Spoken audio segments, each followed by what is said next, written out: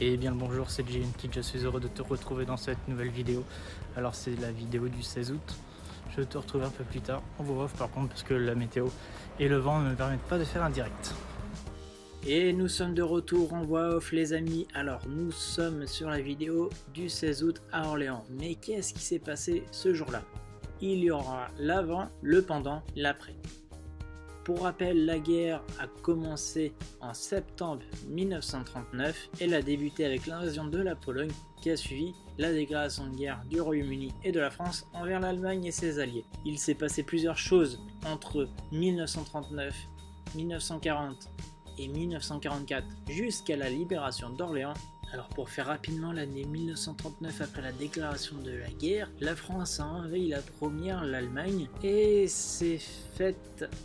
elle a gagné en fait. Elle a envahi l'Allemagne sur 8 km, mais elle est partie d'elle-même car ses généraux n'étaient pas sûrs d'eux. C'est dommage car l'Allemagne de ce côté-là était très faible car toutes les forces étaient en Pologne. Mais bon, ça c'est un détail de l'histoire qui a suffi à faire perdre la suite en 1940. Malheureusement, la France a subi la pire débâcle avec une chute en espace de 5 semaines avec l'envahissement des Pays-Bas, Belgique, Luxembourg en mai 1940. Et puis après la France qui a subi une grosse défaite et qui a permis l'armistice en juin 1940. 5 semaines c'est rien du tout, vous vous rendez peut-être pas compte. Dès lors en Europe on s'active pour faire un contre gigantesque. Débarquer en Europe, mais où? Comment? À Dunkerque? À Dieppe? En Normandie?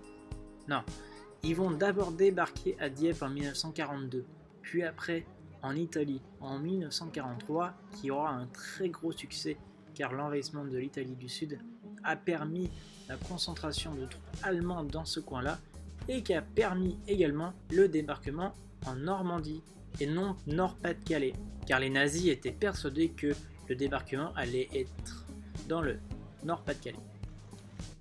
Alors la pluie s'est invitée parmi nous, c'est super, je suis trempé, c'est beau.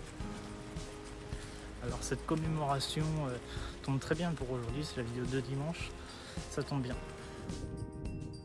Alors pour faire la transition avec Orléans, nous allons nous concentrer sur le débarquement du 6 juin 1944 en Normandie qui a permis la libération de nombreuses villes et qui descendent vers le sud de la Normandie et en direction de l'Allemagne. Il y a différentes villes qui sont libérées entre temps, il y a Chartres, Le Mans et il y a sur la route pour du Mans à Orléans, et pas grand chose, la 3e armée du général Patton américaine.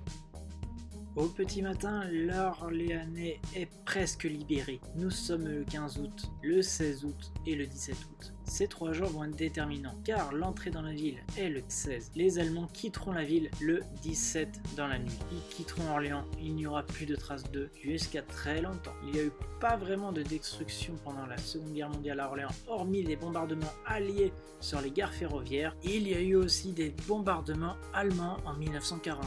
Et malheureusement, il y a eu pas mal de victimes collatérales à cause de tout ça. La ville se fera libérer comme ça le 16 août. Le général de Gaulle viendra en septembre de la même année pour faire un petit clin d'œil à Jeanne d'Arc et faire une petite visite.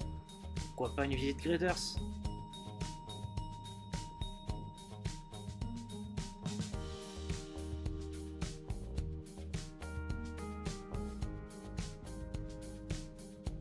Nous on se retrouve plus tard dans une prochaine vidéo. Je vous remercie sincèrement pour le visionnage. Si tu n'es pas encore abonné à la chaîne, tu peux t'abonner, ça me fera toujours plaisir. Tu peux mettre un commentaire, le pouce bleu des familles, c'est aussi important.